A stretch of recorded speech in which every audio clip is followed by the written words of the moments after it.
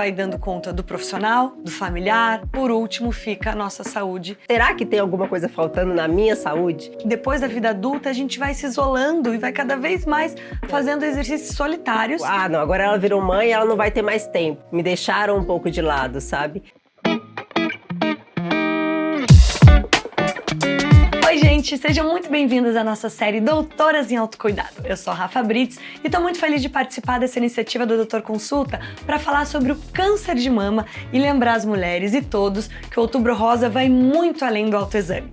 Outubro Rosa é um movimento internacional de conscientização e prevenção contra o câncer de mama que foi criado lá no início da década de 90. A gente sabe que a doença pode ser influenciada por diversos fatores como obesidade, sobrepeso, sedentarismo, consumo excessivo de bebidas alcoólicas, uso de contraceptivos hormonais, histórico familiar, alteração genética, entre outros, são vários os fatores. Apesar de ser uma das principais causas de óbito das mulheres no mundo, a boa notícia é que quando é detectado precocemente, o câncer de mama tem 95% de chances de cura. Foi pensando nisso que o Doutor Consulta desenvolveu o projeto Doutoras em Autocuidado, um espaço para falar abertamente e compartilhar informações valiosas sobre o câncer de mama e a nossa saúde. Afinal de contas, a informação é transformação, então bora começar!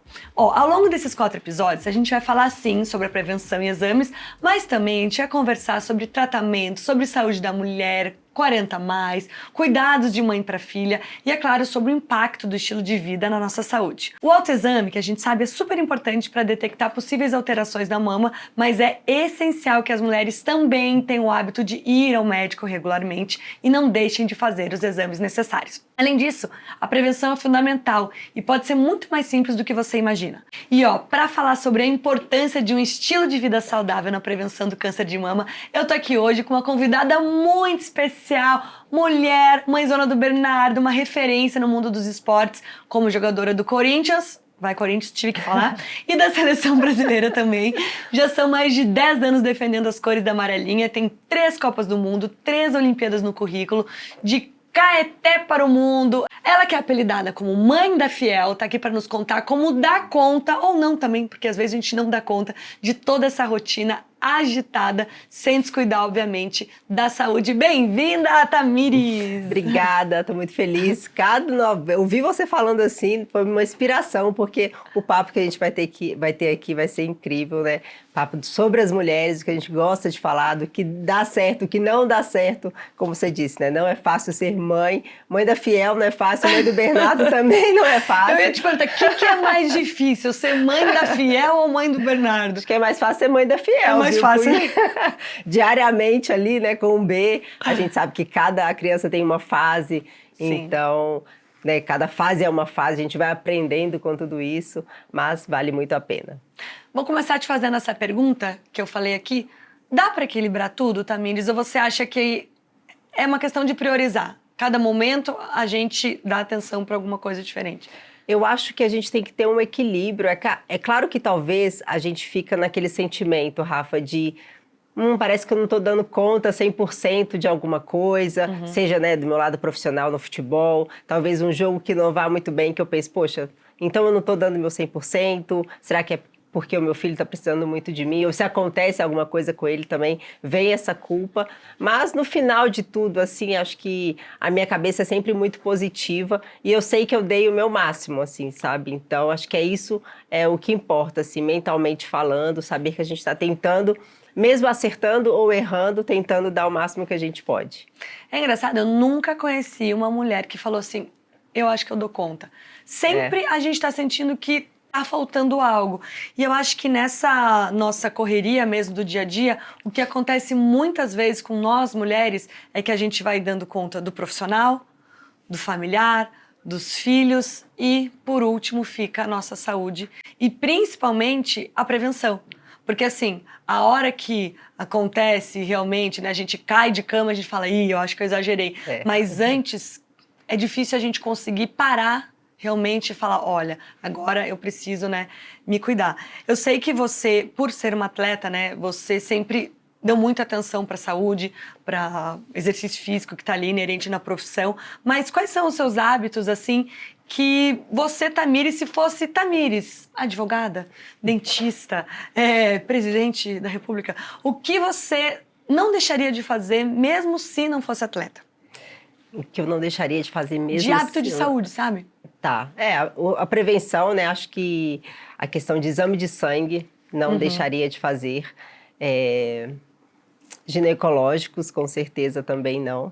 Então, e essas coisas são duas coisas que a gente tem na nossa profissão também, sempre a gente está fazendo, né? Tendo esses cuidados e assim, acho que independente, é da mulher, né? A gente tem que se prevenir, a gente tem que se cuidar, e essas seriam as duas coisas para ver, né, como está a nossa saúde num todo. Inclusive, eu estou passando por um momento de saúde diferente, né, pela lesão. Pois é. E aí eu me perguntei isso, porque eu fiquei 10 anos treinando, 10 anos me dedicando à seleção brasileira, ao Corinthians, e essa é a minha primeira lesão depois de tantos anos. E aí eu fiz essa pergunta para mim, falei, será que tem alguma coisa faltando na minha saúde? E aí agora também eu tô nesse cuidado ainda redobrado, né, comigo mesma, então estou conseguindo também pensar um pouco em mim. Aí eu te pergunto, e onde que entra a saúde mental nisso?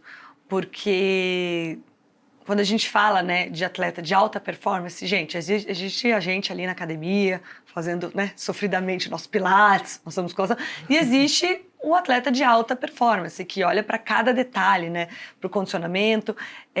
Como que é para você, pela primeira vez, ter que parar, né? E aí, de repente, viver mais com as suas emoções, pensar na sua saúde mental também, de não estar ali na alta performance, né, por algum momento?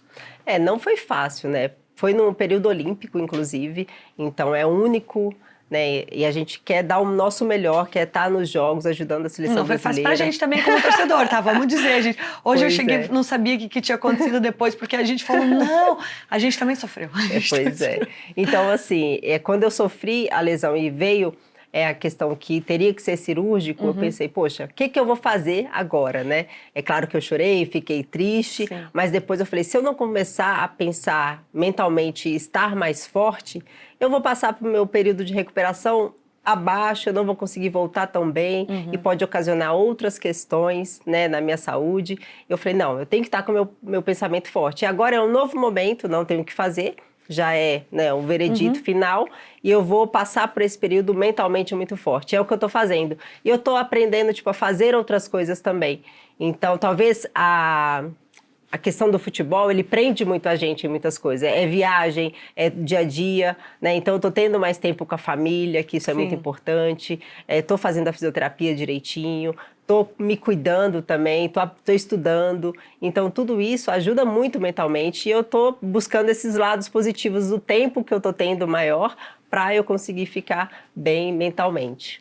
E eu acho que cada vez mais, a gente tem falado sobre isso nos esportes, e entender que existe sim o condicionamento, o talento, obviamente, né, que é individual, talento, dom, mas também a questão da saúde mental, da maturidade, muitas vezes é o que faz jogadoras, você é um pouco mais nova que eu, mas muitas vezes veteranas, serem a base de um time, né? Porque de repente é isso, a gente vê a Marta, né, ali, um jogo que de repente ela nem jogou, ou você lesionada, mas que só a presença de você, por exemplo, não ter voltado, de você estar ali, como é importante para o grupo, né? E foi o que eu fiz, né? Foi o que você fez, exatamente. Tipo, não estava ali dentro de campo, mas eu estava o tempo inteiro com as meninas, passando a minha força para elas. A gente foi uma lesão muito diferente, uma Olimpíada muito diferente, porque a gente teve outras meninas com lesão também. Então, nós nos reunimos, deixou esse mentalmente mais forte. Então, todas as atletas sabiam que a gente tinha dado o nosso melhor. Então, quando elas olhavam pra gente, elas falavam, poxa, a gente está saudável inteira para jogar, então vamos também dar o nosso 100% dentro do campo. E uma coisa que a gente aprende também, eu fiquei pensando, eu falei, só quando a gente passa que a gente sabe o que é estar machucada, né? Então, hoje eu estava até conversando com a Érica do Corinthians isso, eu falei, agora eu entendo o que você está passando, de ficar fora do campo, de não estar diariamente com a equipe dentro, né, dos treinos. Então, isso a gente muda, assim, nossa cabeça para melhor, assim, a gente aprende muito com isso também, né? Olha só esse dado aqui, para você ter uma ideia, segundo a OMS, por volta de 1 bilhão de pessoas vivem com algum transtorno mental. E quando o assunto é ansiedade, o Brasil ocupa o primeiro lugar no mundo. Os dados são muito preocupantes, por isso que eu queria saber de você, né? Quando você está em situações, por exemplo, a gente fica pensando, tá na véspera de uma final, como que dorme? Eu não sei como uma pessoa dorme, porque assim, se torcedor já fica ansioso, como que você faz? Você tem alguma rotina mesmo assim, olha, eu faço nessa ordem, eu tiro a tela, o que você faz para conseguir diminuir a sua ansiedade em momentos que você pensar, não teria como, né? Eu acho que não ter ansiedade é praticamente impossível, sim. Mas a gente tem que aprender a controlar esse nervosismo, essa vontade de querer que o jogo chegue logo. Então, o que eu costumo fazer é conversar muito com as minhas amigas, interagir, falar de papos diferentes. Olha, isso é uma coisa, não ficar só falando de futebol. Não só falar de futebol, porque a gente vai ter aquele período de treino, né, de 2 horas, para pensar mentalmente, taticamente, fisicamente, deixar tudo certinho. Depois a gente tem que ter esse relaxamento, vamos dizer assim, para que a gente não fique bitolada demais, né? E aí, mais à noite, geralmente a gente tem a nossa reunião técnica. E aí é mais um momentozinho do dia que você pega para, vou focar de novo. Sim. E em poucos momentos, assim, o que eu costumo fazer também, dependendo do jogo, é analisar o adversário. Então, acho que tudo isso, quando analisa o adversário, tem a reunião técnica, tem o nosso treino, isso tira um pouco da ansiedade, porque você se sente preparada. E quando você se sente preparada para fazer algo tão importante, quando chega dentro de campo, fica muito mais fácil. E aí, depois do primeiro toque na bola, você já vai, poxa, eu sei o que eu estou fazendo, cumprir tudo que foi pedido, tudo que foi passado, e fica muito mais leve, né? Estava tentando me comparar aqui com provas, só que a prova não tem alguém tentando roubar o seu papel e a sua caneta. Mas quando você estuda, você não se sente preparado, Você vai, né? mas eu falei, mas você tá ali sozinho, não tem ninguém puxando seu papel, puxando a sua caneta, roubando, te dando um chute, ali te dando uma rasteira, um carrinho. E qual a importância de vocês estarem em grupo? Porque... Fazendo um paralelo com o tênis, por exemplo, né? A gente tem a Bia Haddad, que tá aí arrebentando também, representando o Brasil. Mas eu fico pensando, como deve ser diferente os esportes individuais, que você tem a sua equipe, óbvio, ninguém faz nada sozinho, tem os fisioterapeutas, tem os técnicos, tem a família, mas, ao mesmo tempo, vocês têm muitas. Então, assim, mesmo na hora que perde, vocês têm muitas para rever, para repensar a estratégia, para sofrer, mas também na hora que ganha é aquela festa. Como que você acha que o esporte coletivo faz bem para as mulheres? Eu acho que faz bem porque a gente gosta, né, de estar nessa questão de grupo, de conversar, de trocar ideias, de conhecer histórias e aprender e ensinar também um pouco, porque cada uma tem uma vivência de vida diferente. E é o que você falou, às vezes o esporte individual talvez pareça que elas estão ali sozinhas, mas não, tem muita outra, né, tem muita equipe do lado delas. Então elas também conseguem interagir com outras pessoas e é assim no nosso meio também. Quando a gente ganha, a gente, comemora juntas, torce, vibra, grita. A gente brinca muito uma com a outra. Então, isso também ajuda, né, nessa questão mental. Acho que até nessa questão de saúde também. Porque você sorri, você, né, faz coisas legais. Então, põe uma música. Põe uma música, dança. A gente dança bastante. Eu nem tanto, porque eu não tenho muito molejo. Mas tem muitas meninas que gostam de dançar. Então, isso também faz a questão da saúde ficar bem. E quando a gente perde, tem uma tristeza grande, a gente divide essa responsabilidade para o todo também. Então, acho que é muito, muito relevante você estar com outras mulheres que te fazem crescer e que te fazem bem. E essa rede de apoio é muito importante também para quando a gente se cuida, né? Você falar para uma parceira, você está em dia com seus exames, você fez, né? Atletas... Obviamente, tem essa parte de saúde mais em dia, mas se você parar para pensar, isso é muito triste. Eu acho que vocês vêm mudando essa realidade, principalmente aqui no Brasil, que nós, mulheres, a gente cresce e às vezes a gente até tem um esporte coletivo, ali na época da escola, eu jogava basquete, aí uma amiga jogava handebol, futebol, mas a gente...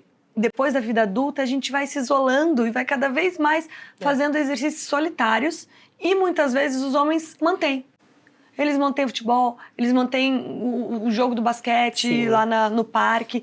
Então, como é importante para as meninas, não abandonarem esse esporte. Então, talvez ela não seja uma profissional lá na frente, ela vá, né, conquistar a vida profissional dela, mas que por que não manter o seu time? Eu hoje vejo, assim, às vezes vejo nos campos de society as meninas jogando, terça-feira à noite, e dali saem conversas, dali saem confissões, e isso vocês têm feito muito, assim, por nós mulheres. Você fala, cara, por que não a gente continuar aqui com o nosso time, né? E isso é bom que se expanda para todos os esportes. Total. Para sua turma do handball, para sua turma do... Enfim, que a gente vai... Por que será, né, que nós meninas a gente vai se dissolvendo, né? É sobre o esporte mesmo, né? E acho que a gente pensa nesse lado muito profissional do futebol, mas também tem essas mulheres que gostam de jogar bola numa pelada de sexta-feira ou terça-feira à noite, para interagir com outras mulheres. E, né, tem a questão da casa, tem o filho, tem a sua vida particular, mas elas estão ali também porque elas são mulheres, elas são, né, pessoas que também querem ser felizes. E isso, faz com que toda essa atmosfera e essa energia do esporte alcance, né, todas as mulheres e todo mundo, assim, de uma forma muito gostosa. Então, eu falo que o esporte, gente, pratique o esporte. Se você acha que, sei lá, não gosta de jogar muito ou não tem muita identificação, vai tentar, porque vale muito a pena. E uma das coisas também que eu vejo acontecer é que depois que a mulher vira mãe, né, que ela, agora ela virou mãe, ela não vai ter mais tempo. E não é assim, a gente se sente mal com isso. Eu acho que eu me senti um pouco assim quando eu soube que eu estava grávida. Me deixaram um pouco de lado, sabe? E aí, será que eu não tenho mais tempo para fazer outras coisas? Poxa, lógico que eu tenho. Então, foi um momento muito importante mentalmente também da minha vida para entender todo esse processo e depois voltar ainda mais forte. E isso é muito legal, a gente ver que uma mãe, e ali você tá na mídia, né? Você tá na TV, você vê, cara, isso não impediu ela de jeito nenhum de realizar nada, pelo contrário, quando você fala nas suas entrevistas, você fala, isso só me motivou. Olhar pro Bernardo só me motiva. Hoje, né, que eu já vejo os spoilers dos filhos mais velhos, eu falo, ai meu Deus, ele tá tão grande, porque quando ele começou a aparecer, assim, ele era pequeno, né? Nossa, tá um meninão. Então, você vê que isso, os filhos não precisam ser um motivo do porquê não. Isso. Ai, porque não deu, mas o do porquê sim. Não, porque eu tenho um filho, eu também posso sair para conversar com as amigas, para jogar uma bola. E quando seu filho nasceu, você ficou um tempo afastada. E quais eram os seus maiores receios? Assim, medos? Sim, foi um período muito desafiador para mim, porque quando eu fui mãe, aos 21 anos, eu não tinha referência de mulheres no esporte que eram mães. Então eu falei, o que eu vou fazer agora? E aí teve o período da gestação, e também foi algo muito legal, assim, né, que parte da pessoa que eu sou, de querer entender o processo logo. Então, já logo no início da minha gestação, eu já falei, é desafiador para mim.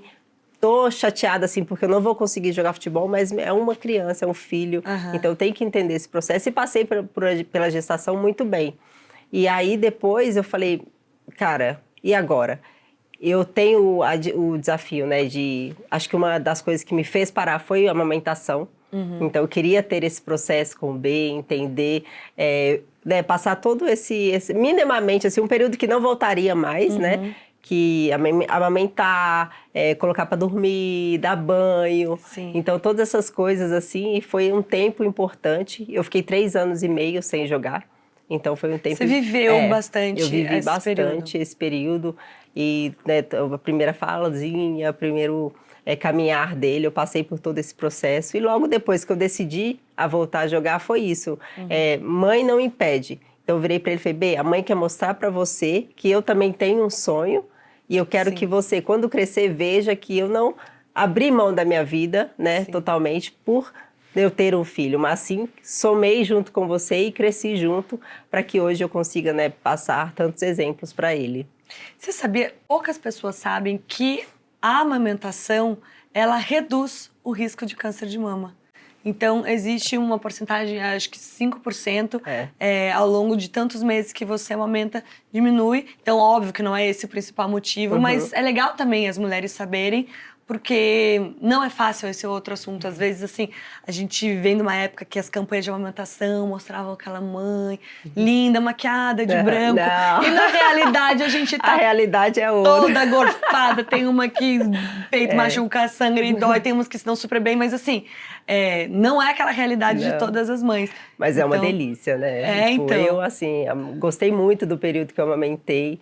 E é uma conexão muito forte. Sim. E assim, você não sabe, para eu tirar o Bernardo do peito, ele saiu com 1 ano e 5 meses. Ah, mentira! Eu fui mãe, eu já tinha, acho que 28 anos, né? Já tinha uma idade que eu me preparava, mas eu também, assim, mudou totalmente a minha vida, a maneira como eu encarava a minha profissão. Eu achei também que, em algum momento, nossa, eu nunca mais vou, assim, para as mães que estão passando por isso, nossa, eu nunca mais vou conseguir ter um momento para mim. E depois você vai vendo que sim, as coisas vão se encaixando até a hora que você tem que pedir para seus filhos para ficarem com você. É verdade, né? Tem esse ciclo da vida. A gente faz parte de uma geração que foi criada de uma maneira diferente, né? Então, acho que a gente viu tudo, né, também, porque assim, nossa geração, a gente viu chegar a internet, a gente era bem, né, criança, aí depois celular, era aquele celular do jogo da cobrinha, aí tablet, rede social. O que você acha que hoje, assim, a gente poderia trazer da nossa época para as crianças que deixariam elas mais felizes, crianças mais saudáveis?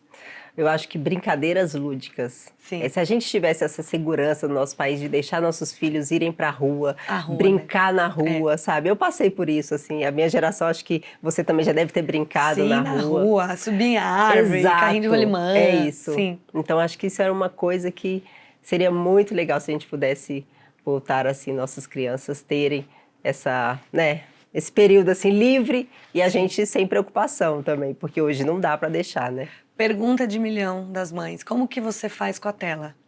Cada família tem uma regra. Eu faço essa pesquisa, gente, de mercado, porque a gente tem muita essa curiosidade. Porque, assim, é impossível dizer que a gente não vai dar acesso às telas, porque as telas fazem parte da nossa realidade, mas também a gente sabe que muita tela faz mal. Então, como é a regra da mãe do Bernardo? Eu não tenho regra de tela, mas assim, é muito difícil tirar. O menino, o B vai fazer 15 anos agora. Ele tá no então, auge. assim, 15 anos, gente. Quando ele era mais novinho, eu conseguia controlar, né? Então, ele foi ver tela ali depois de quase 2 anos que ele começou a ver. Aí depois, querendo ou não, já começou a ver um pouco mais e tal. Hoje, ele tem o celular, vê bastante, ele tem o celular dele. Mas assim, horário de almoço, jantar, eu tento falar sempre pra ele, a gente tem que falar até hoje. Sim. É todo dia. Gente, mas isso Falei, todas as vamos, mães passam por isso, pais, né, famílias. Por isso que eu te pergunto, porque todo mundo passa por isso. É um desafio de todas as famílias hoje em dia. Então, eu já tentei criar regras, já tentei, quando fez alguma coisa de errado, tirar o telefone. É o castigo famoso que era na nossa época, vai pro seu quarto, hoje em dia é me dá o telefone. Me dá o celular. Sim, sim. E assim, mas eu gosto muito desses momentos que a gente tem a refeição juntos, tentar evitar o telefone, né? Até nós mesmos, às vezes, a gente acaba errando nisso, né? Porque a gente fala, mas às vezes larga o telefone e a gente tá aqui. Eu acho que o diálogo também. Hoje a Sim. gente conversa muito mais com os nossos filhos. Então, talvez assim, na nossa geração também a gente passou muito... A gente foi aprendendo sem ter muito diálogo e mais né, apanhando, enfim. Mas eu acho que são esses 2 pontos que eu colocaria. E também eu tô toda com umas curiosidades aqui, gente. Eu tenho essa curiosidade de entender assim... Nós, mulheres, a gente já tem um peso, uma culpa, né? Muitas vezes, por não dar conta de tudo. Mas, às vezes, também, quando a gente fala em alguma coisa, existe uma forma mais subjetiva. Então, assim, vou fazer uma promessa que eu vou pra academia, que eu vou cuidar da minha saúde e tal. E aí, a gente falha, mas fica na subjetividade. O esporte... principalmente o futebol, né, que a gente chama que é muito mata-mata, que é ou você perdeu ou você ganhou. E aí muito o empate sobre o resultado, né? É muito sobre o resultado. Como que você faz como atleta, ou se você já trouxe isso da sua vida, para superar as falhas? Porque acho que o que a gente mais aprende no esporte é que você vai perder muito também, né? Qual é que são as suas ferramentas assim mentais para, ok, perdemos esse jogo, mas tem o próximo, e tem o próximo, e tem o próximo. eu entendi, assim, que acho que eu já perdi muito mais que eu ganhei na minha vida. Todo atleta, é impossível, então, né? O isso atleta que ganhou mais. E isso acabou me dando uma casca muito grande. Uhum. E com essa questão da tecnologia, às vezes, o que eu fazia? Eu via muitos comentários nas redes sociais. Sim. Depois dos jogos. E eu falei, isso está me consumindo, isso não está me deixando bem, não está me deixando tranquila para um próximo treino. E eu fui conversando com pessoas mais experientes e falaram, Tamires, você fazendo o que você sabe diariamente, você vai errar, você vai acertar, mas o resultado, ele é uma consequência daquilo que você está se propondo a fazer. Então, se você está fazendo bem feito, fica com a consciência tranquila. Sim. E isso foi me ensinando a... Eu tô certa, eu vou seguir por esse caminho. E foi aí que eu comecei a parar de ver comentários na internet. E se as pessoas me criticavam, que eu acho que o esporte também tem isso, a partir do momento que a crítica é saudável, a gente tem que saber absorver também, né, essa questão. E aquilo que eu achava que era produtivo para o meu crescimento, eu ficava. Aquilo que não, eu descartava, seguia também, em frente. Ainda mais o futebol, tem uma coisa muito passional, né? Às vezes as pessoas falam, nem veem vocês como seres humanos. Infelizmente, né, Rafa, muitos comentários machistas. Nossa. Por ser mulher, Sim. né? Então, todas essas coisas não estava batendo, assim. Se eu ficasse olhando muito, se eu ficasse dando muita ênfase nisso, eu não conseguiria evoluir, não conseguiria colocar a minha voz como mulher, deixar um legado para tantas outras mulheres também não se importar com isso, porque a gente tem a nossa força, né? Sim. E é legal a gente falar sobre essa questão do esporte e o machismo, porque, por exemplo, o ciclo menstrual da mulher, a gente está falando aqui, né, de autocuidado, a gente está falando aqui sobre o exame de mamas. Muitas vezes, até os treinamentos, os suplementos, quantos anos que foi negligenciado a nossa ciclicidade. Então, algo que a gente nunca pensa, né, quando a gente está, às vezes, assistindo ali uma competição, talvez essa mulher ficou menstruada hoje, talvez ela esteja com cólica, a gente não é acíclico como os homens, né? E quantos anos, quantas décadas que todos os treinamentos ignoraram isso? Vai treinar igual. Não importa, nossos hormônios, né, ficam assim, num mês eles mudam tanto e ignoravam isso. Você acha que tem mudado e ainda falta muito pra gente falar sobre o ciclo da mulher? Falta muito para a gente falar sobre o ciclo da mulher. Começou a ser falado, acho isso muito positivo. A gente ainda é uma questão de cobrar, por exemplo, muitos clubes têm short branco. Isso incomoda muito, né? Porque no dia que você está menstruada, nisso, gente. Então a gente tem debatido sobre isso. E aconteceu até jogadora de seleção brasileira não se sentir feliz de estar com short branco, aí ter que trocar no intervalo do jogo porque estava menstruada. E aí tem junto a cólica também, então já tem, né, o planejamento, então ele já tem fazem os planejamentos, a nossa nutricionista, tanto da seleção quanto, né, do clube que eu jogo, e acredito que outros clubes tenham também.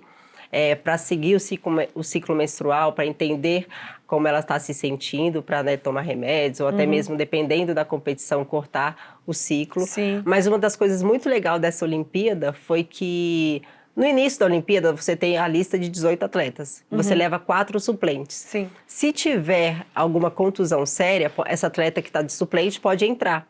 Só que agora a FIFA, conversando com o COI, eles fizeram uma mudança, então podia ser usada todas as 22 atletas, mesmo por cólica. Olha! Então foi algo muito positivo e por isso que eu estou falando que está tendo esse pensamento, esse olhar, que está começando ainda, mas que já está existindo. Então eles viram, poxa, se a menina está com cólica e não está se sentindo bem para treinar, ela pode ser substituída por outro atleta e depois voltar em outro jogo. E outra regra que a FIFA colocou também é que se a menina está no treino, no dia a dia, e ela não quer treinar por cólica, ela tem o direito. Gente, olha como é importante a gente ter mulheres nas lideranças. Exato. Porque quem vai pensar nisso numa mesa do COI, por exemplo, que tem 10 homens? Ai, gente, eu queria falar muito sobre a cólica menstrual feminina. Então, como é importante nós estarmos em todos os ambientes, né, Tamires, para trazer essas pautas realmente para serem... Exato, e a gente entender essa mudança também, porque é um período que a mulher passa e às vezes ela não está se sentindo bem para praticar o esporte, e agora ela tem o direito, porque às vezes passa na nossa cabeça que, se eu falar que eu tô com cólica, sou fraca, vou ser julgada e eu não quero isso, não, eu tenho que me mostrar forte. E tá tudo bem, né? É um momento que todas as mulheres passam. E como, mais uma vez, a gente está falando aqui, que esse assunto do cuidado da saúde da mulher não é só um assunto das mulheres. Sim. Porque se for um técnico homem, ele tem que estudar isso. Total. Se for uma parceria de um casal hétero, o seu parceiro tem que saber isso também. O seu filho, os meus filhos, porque não é um assunto que tem que ficar só entre as mulheres. A sociedade inteira tem que saber. Afinal de contas, somos metade do mundo e a outra metade são os nossos filhos. Vamos deixar isso muito bem claro. Então, como é importante esses assuntos serem falados? Eu acho que assim, o futebol feminino do Brasil tem trazido pauta em cima de pauta todas as vezes, assim, chegando nos jornais, chegando aqui numa conversa, como vocês são importantes. E você viu tudo isso, né, Tamires? Sim.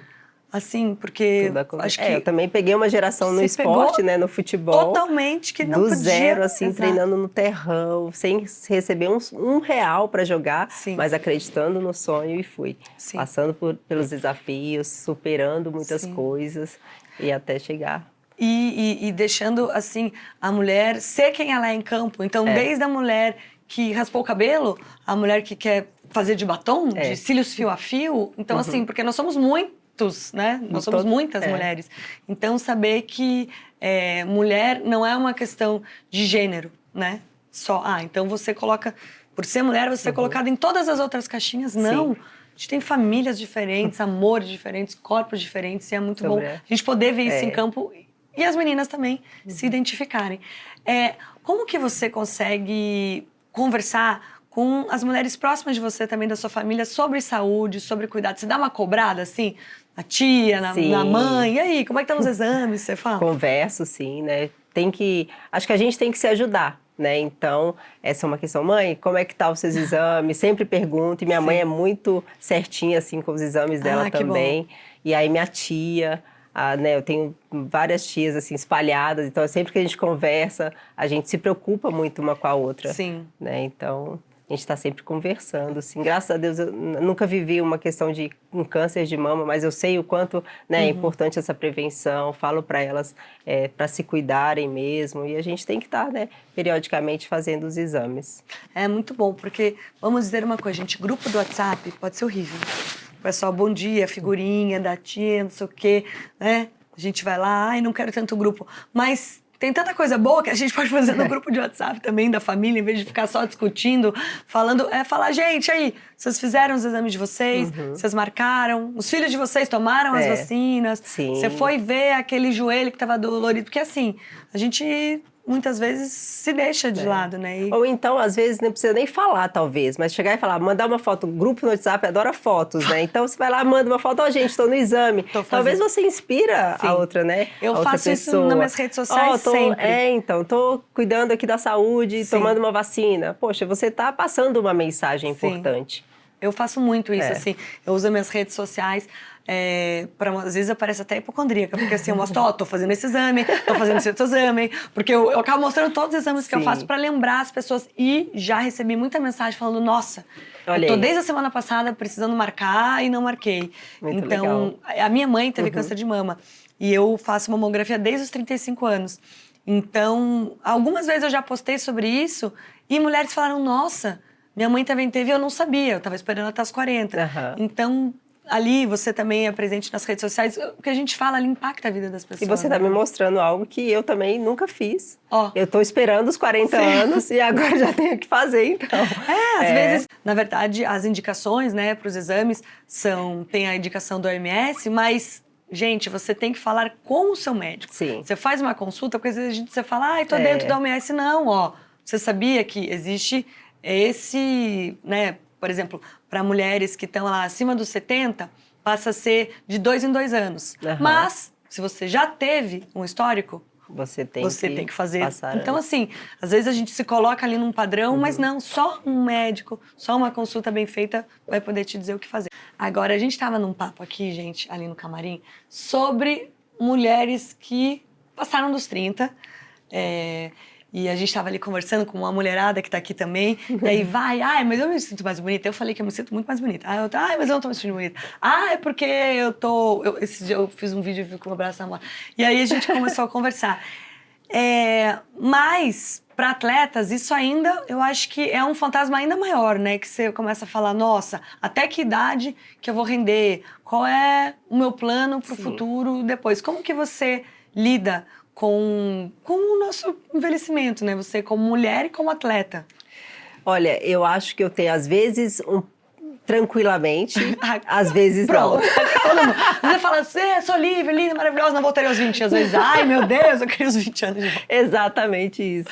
Às vezes eu olho pro espelho e falo, nossa, eu tô mais bonita, 36 anos, tá ótimo. E aí quando eu penso que tá chegando perto dos 40, eu falo, não. Mas aí depois eu vejo tantas mulheres lindas, maravilhosas, começando a vida depois dos 30. E acho que eu comecei minha vida muito depois dos 30 também. Eu falo, ai, vamos viver, né? O importante é estar feliz, se sentir bem.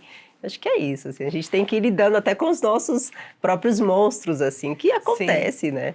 E são dois, né, que eu digo para quem é atleta de alta performance, tem o seu pessoal e o seu profissional, que você fala, nossa, agora, será que essa lesão foi isso? Mas poderia ter acontecido você com 20 anos, a sua lesão.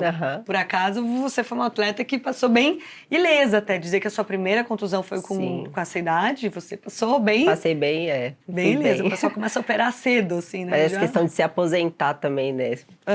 38, 39 anos, já tem que talvez pensar em aposentar. E aí é nova ainda, porque é no começo da vida ali. Gente! E aí a gente já tem que passar por outro período. Então é isso que eu tô aprendendo também, desde já, a lidar, assim, mentalmente. Eu acho que hoje os atletas, em geral, já têm uma orientação maior, né?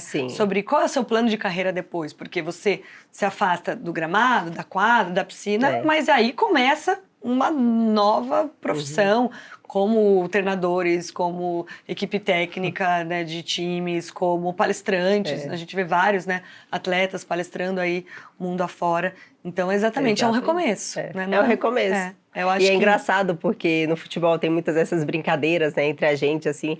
Aí como eu e mais algumas meninas somos as mais velhas do time, aí fica, velha, lá, já não aguenta mais jogar, sabe? Essas brincadeiras internas, assim.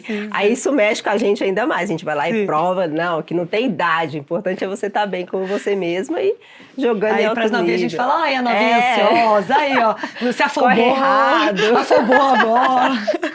É bem isso. Mas eu acho isso muito legal. Você sabe que muitas vezes eu falo que a gente pode ter várias profissões ao longo da vida, mas carreira a gente tem uma só. Porque carreira é tudo que você fez a vida inteira, desde a sua escola, o legado que você deixou, os colegas que você fez. Então, a gente vai mudando de ocupação, mas a carreira da Tamires, imagina, você tem a vida inteira ainda para continuar a sua carreira, independentemente da ocupação que você esteja, seja no campo, seja. Falando um pouquinho de alimentação, para você ter uma ideia, segundo o Ministério da Saúde, é possível reduzir em 28% o risco da mulher desenvolver câncer de mama só pela alimentação e atividade física. E às vezes a gente acha, né, que precisa, realmente ter aquela alimentação restrita ou ser um atleta de alta performance, mas não é bem assim, né? Agora, por exemplo, que você tá com uma contusão, com a lesão, o que muda muito essa alimentação? Ou você continua se alimentando bem, fazendo exercício? Imagino que você não está totalmente parada, né? Assim. Não, fisioterapia todo dia. Fisioterapia, olha. Mas e fisioterapia não é aquilo de colocar um choquinho, um laser. Não é massagem. Não é massagem, é spa, fisioterapia, né? E é treinando firme bastante, pelo menos umas 3 horas por dia na fisioterapia. E sobre a alimentação, eu corto um pouco o carboidrato também, né? Porque quando a gente está treinando, jogando muito, gasta muita caloria. E aí você tem que comer um pouco mais de carboidrato. E só que agora, nesse período, eu conversei com a minha nutricionista, melhor dar ênfase também na proteína, cortar o açúcar. Eu acho que é mais ou menos o que todos os seres humanos fazem. Um equilíbrio na alimentação. Um equilíbrio, exatamente. Os exames preventivos para atleta, vocês fazem todas juntas? Por exemplo, no clube, existe esse calendário para todo mundo ou isso é individual para você como pessoa física faz? Eu faço como pessoa física, mas a gente também tem a orientação do Núcleo de Saúde e Performance do Corinthians anualmente. Então, todo início de temporada, a gente tem, sim, que é instruída a fazer os exames, e aquelas que não têm o seu próprio médico, que gostaria de uma ajuda, aí o Corinthians ajuda para, né, indicações e tudo mais. Eu faço com a Tati, ginecologista Tati. Sim. Perguimeiro, acho que é. Sim, a Tati. O sobrenome dela é um pouco confuso, Tati, perdão, eu falei errado, talvez. Pegneiro. Não é? Eu acho que é. Mas eu faço com ela e, assim, periodicamente, todos os anos, a gente tá lá fazendo tudo direitinho. O câncer de mama é o tipo que mais acomete mulheres em todo o mundo. Para o Brasil, foram estimados 73.610 casos novos de câncer de mama em 2023. E um estudo diz que 60% das mulheres acreditam que a principal medida, a principal maneira de deter essa doença é você perceber isso precocemente através do autoexame. Mas a gente sabe muito que aqui a gente vai aprendendo, né, falando com pessoas que já tiveram, que na verdade nem se deve chamar o autoexame de exame. Ele é um autoconhecimento, porque ele não tira a necessidade de fazer a mamografia, de fazer a ultra. Então, isso gente, coloca aí no seu calendário, coloca horário para mim, espaço para mim, vou marcar a minha consulta e procure profissionais também que você se sinta à vontade, porque tem gente que tem vergonha de falar para o próprio médico, para a própria médica, o que está sentindo, então isso também é muito importante. Tamires, adorei a nossa conversa, o nosso bate-papo, obrigada. Obrigada por esse exemplo que você é para todos. E quando fala assim, exemplo para as mulheres, não, para todas, né? As pessoas, as crianças. A gente estava aqui, já chegaram os meninos enlouquecidos, assim, com a camiseta para Tamires assinar. Então, obrigada por ser esse exemplo. E, bom, eu acho que a mensagem principal que fica aqui, gente, é para a gente cuidar da saúde, realmente, né? Fazer o nosso exercício diário. E é claro que o Doutor Consulta pode ser também um grande aliado das mulheres nessa jornada. Então, obrigada, Tamires. Obrigada mais uma vez. Obrigada por vocês que nos acompanharam. E como informação é transformação, né, gente? Compartilhe esse conteúdo com quem você ama e bora fazer uma corrente pela saúde. Não percam os próximos episódios. A gente bateu um papo também com a influenciadora Mariana Fernandes, que teve uma jornada ao longo da vida de 2 cânceres de mama e ela vai compartilhar um pouco com a gente aqui dessa trajetória. Então, eu te espero lá. Obrigada.